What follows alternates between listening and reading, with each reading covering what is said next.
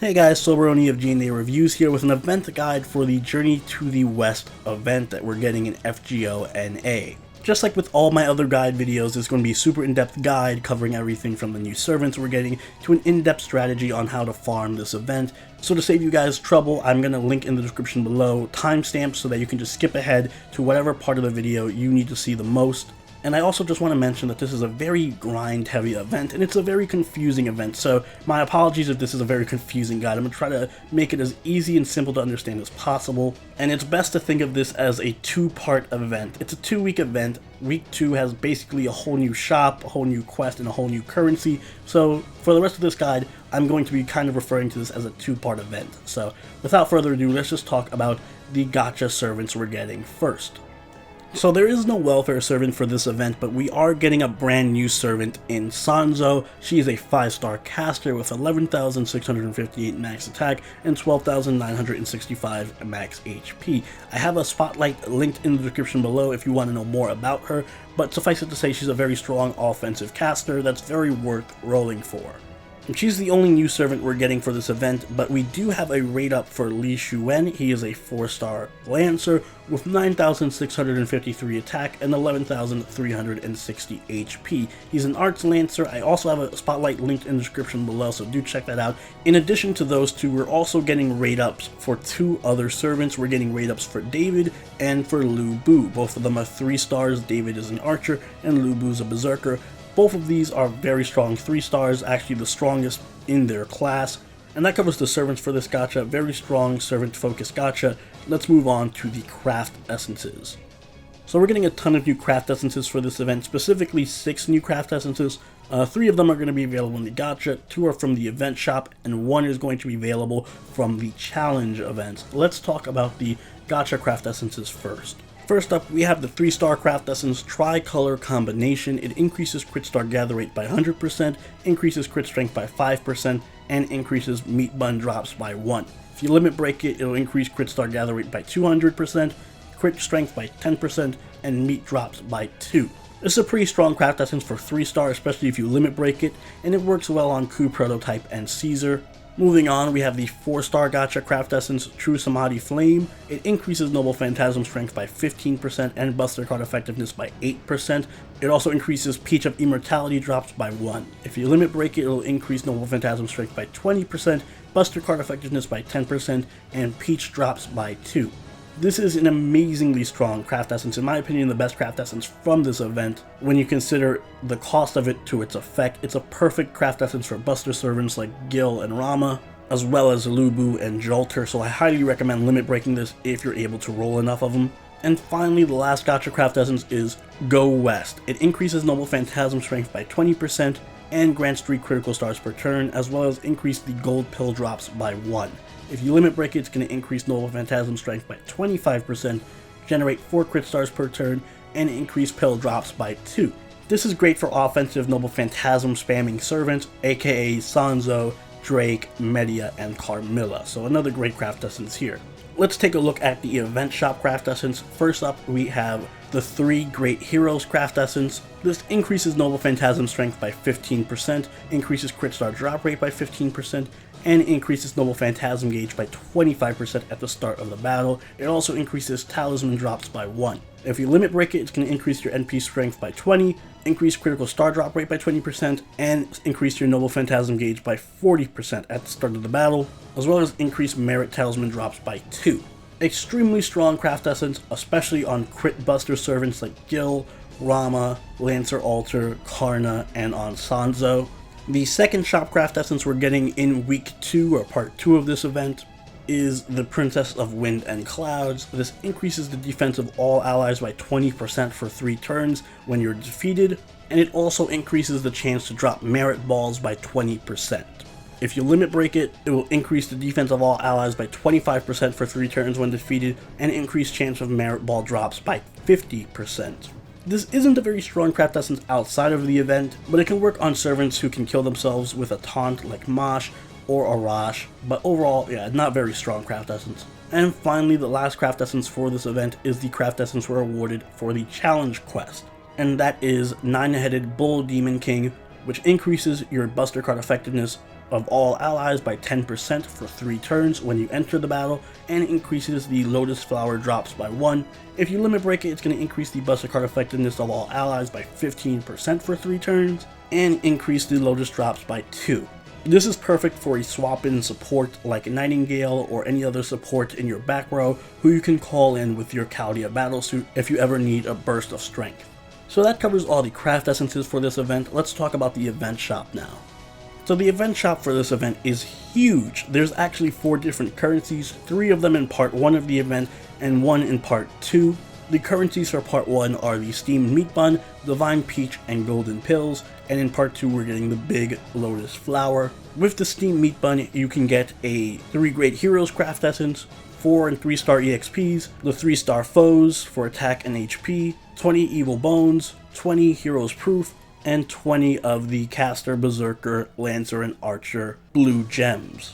With the Divine Peaches you can also buy another craft essence as well as 20 Black Tar Pots, 20 Ancient Gears, 20 Forbidden Pages, and 20 of the Caster, Berserker, Lancer, and Archer red skill gems. With Golden Pills, you can buy 2 of the event craft essence as well as 10 reverse dragon scales, 10 hearts, 20 horseshoes, 20 Caster, Berserker, Lancer, and Archer yellow skill gems, and 500 mana prisms. And in part 2 of the event, with the Lotus Flower, you can buy 4 of the event craft essence for part 2, as well as 10 Spirit Roots, 20 Bicorn Horns, 20 Phoenix Plumes, 20 Octuplet Crystals, a Crystal Lore, and another 500 mana prisms. So in total, you're going to need 3,900 Steamed Meat Buns, 3,300 Divine Peaches, 4,600 Golden Pills, and 7,000 Lotus Flowers if you plan on completing the event by clearing out the entire shop.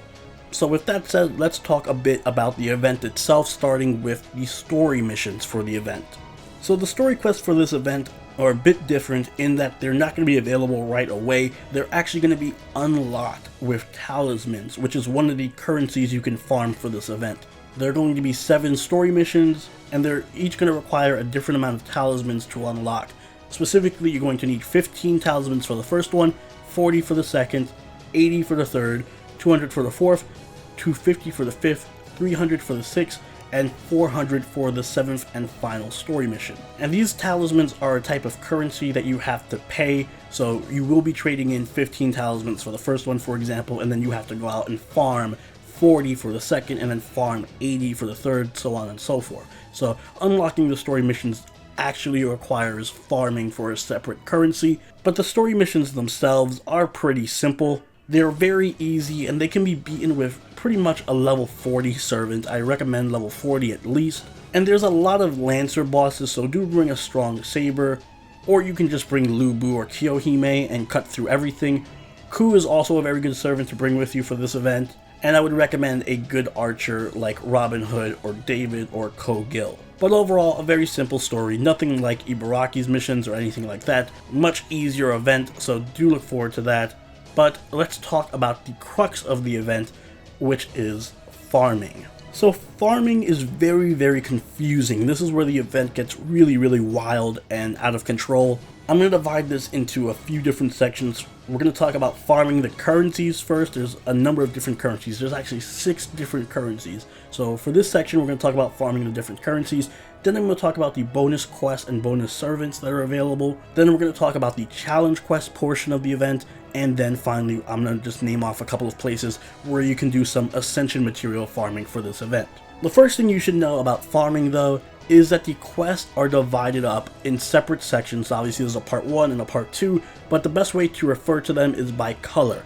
There's going to be orange quest, green quest, yellow quest, and purple quest. These are all different types of free quests. The first set of free quests that we're getting for the first week of the event are orange. They're going to be the orange free quests. The second week of the event will introduce a second set of free quests that are going to be colored green.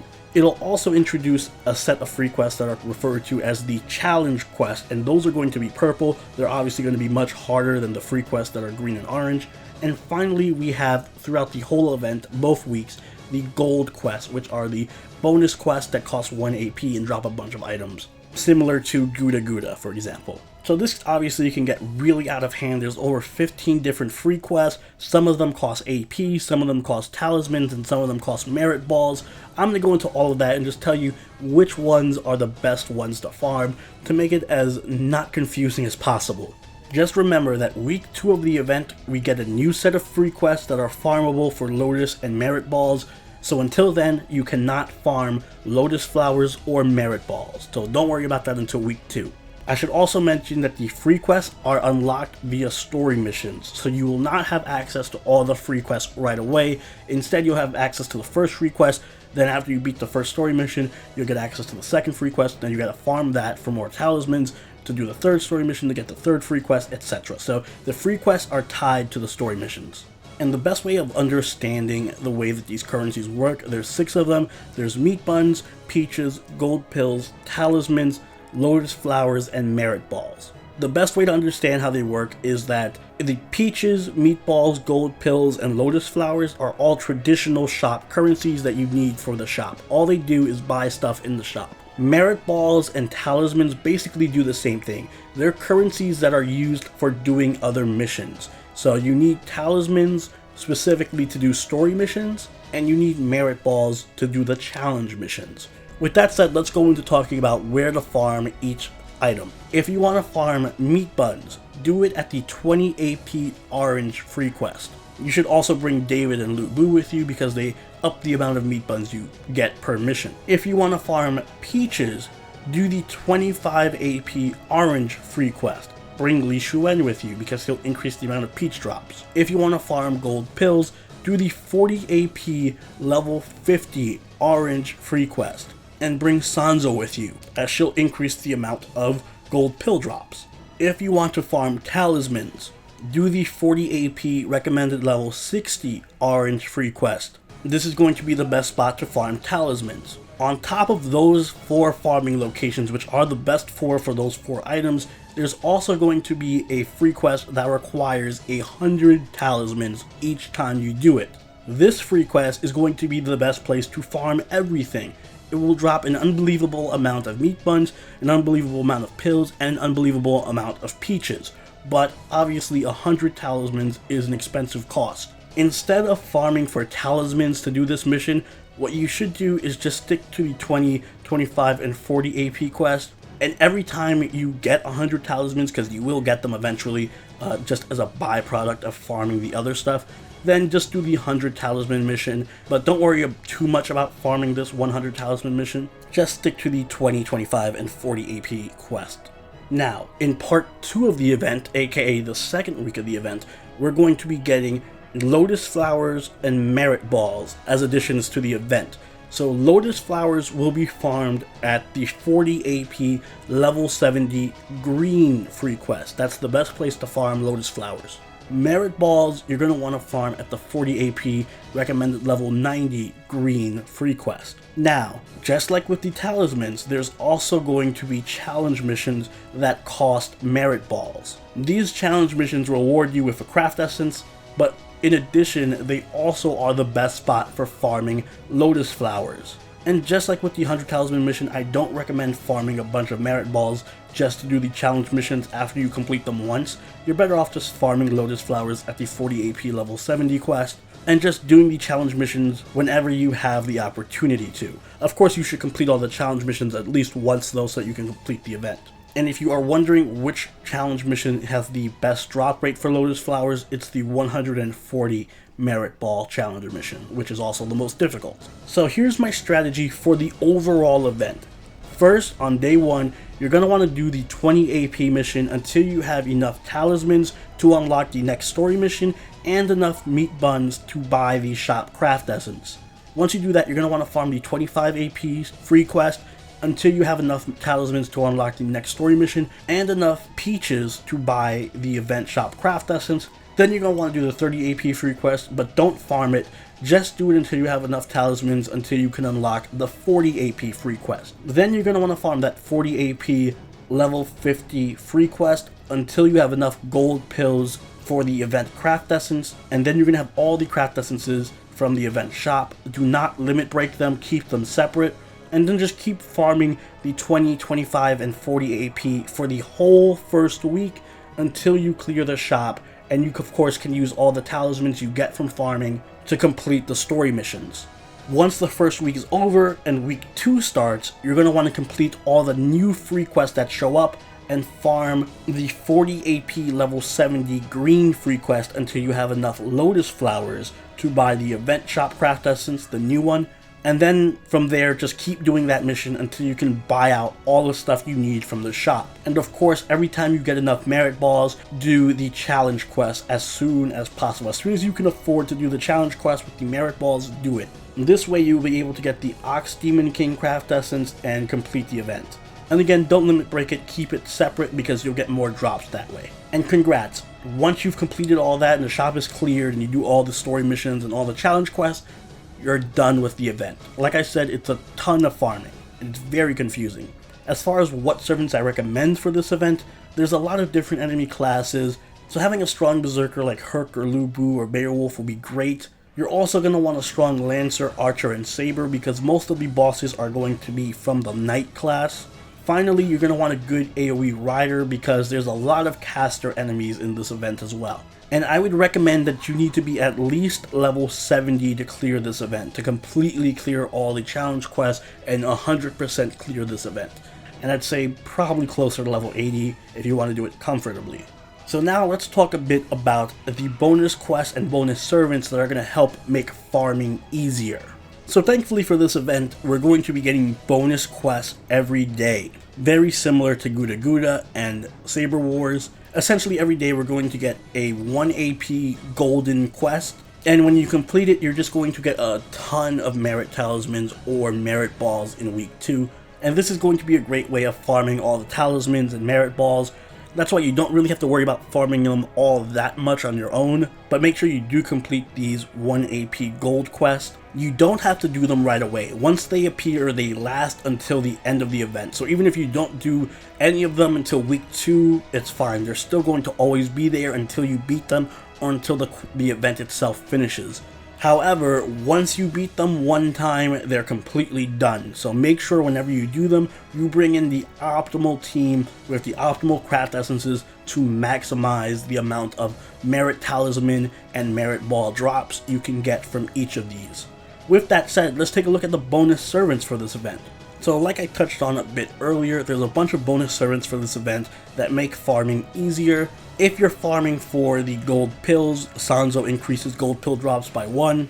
If you're farming for Peach of Immortality, Li Shuwen increases those drops by 1.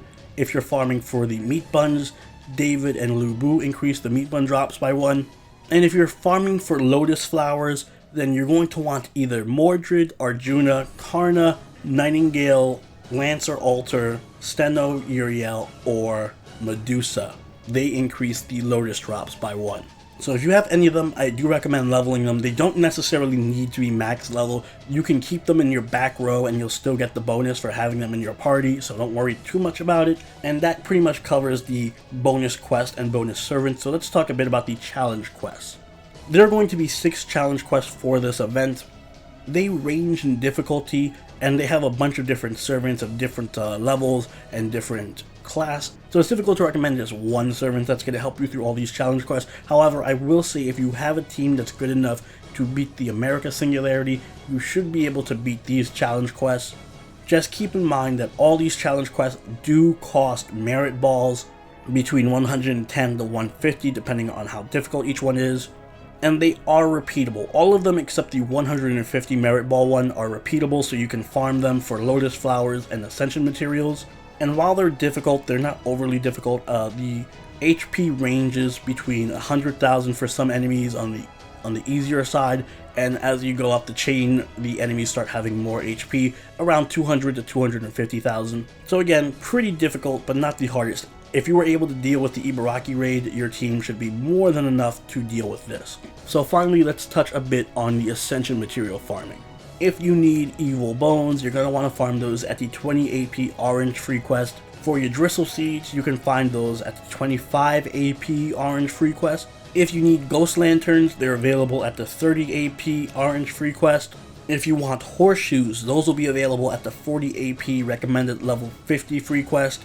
Both Dragon Scales and Dragon Fangs will be available for farming at the 40 AP recommended level 60 free quest, as well as the 140 Merit Ball challenge quest. Remember, those challenge quests are repeatable if you have enough Merit Balls. You can farm Demon Hearts at the 100 Talisman free quest. Remember, that quest is also repeatable, but it does cost 100 Talismans. You can farm Black Tar Pots at the 110 Merit Ball challenge quest. Bicorn Horns are available at the 120 Merit Ball challenge quest. And finally, Chaos Talons can be farmed at the 130 Merit Ball challenge quest. And that's all the farming locations for this event. And that wraps up everything I have to say about this event. Like I said, it's a pretty confusing event. It's very all over the place. There's 6 different currencies, but hopefully this simplified things a bit. If I wasn't clear enough, please do let me know in the comments and I will help you out as much as I can. I have a feeling I'm going to have a lot of questions for this event because it's so convoluted. Just keep in mind it is kind of a 2-parter event. The second week of the event is going to have a whole different shop with different free quests and the challenge quests and all of that. So it's a lot easier to just explain it as a 2-part event rather than one random crazy event. And take it piece by piece. Make sure you farm for the 3 shop items you need in the first part of the event, and then just worry about the second part of the event when that happens. And if this video did help you out, please do consider leaving a like. And if you really like this video, please consider subscribing. I put out a lot of Fate Grand Order content all the time. Do make sure to check out the Sanzo and Li Shuen spotlights linked on screen right now and in the description below. If you haven't already, follow us on Twitter, join the party over at our Discord, and follow us on Twitch. And I will see you all in the next Servant Spotlight. This is Soberoni signing out. Later.